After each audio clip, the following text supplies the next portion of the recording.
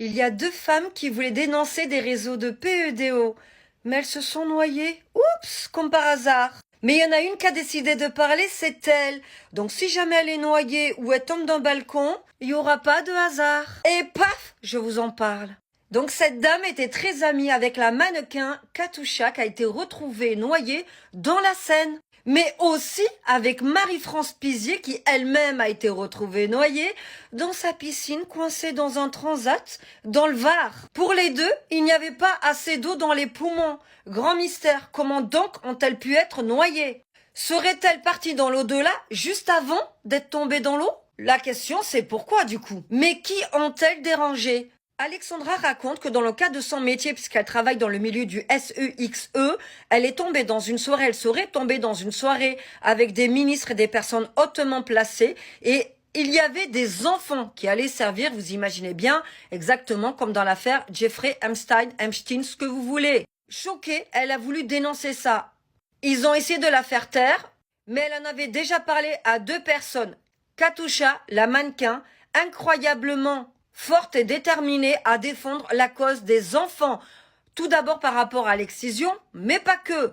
Katusha avait dit, effectivement, on va les déposer plainte, on va dénoncer cette affaire, on va la faire sortir au grand jour. Elle était déterminée.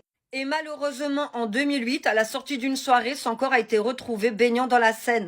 Soi-disant qu'elle était droga et avec de l'alcool, et n'aurait pas réussi à passer la passerelle de sa péniche, en sachant que des soirées, elle en avait fait.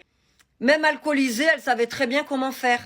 C'est resté un très grand mystère, mais là, avec la version d'Alexandra, ça devient intéressant. Mais il n'y a pas que Katusha. Marie-France Pizier, une grande actrice, elle-même a été retrouvée au fond de sa piscine en 2011. Ses épaules et sa tête étaient coincées dans un transat et elle portait des bottes en caoutchouc.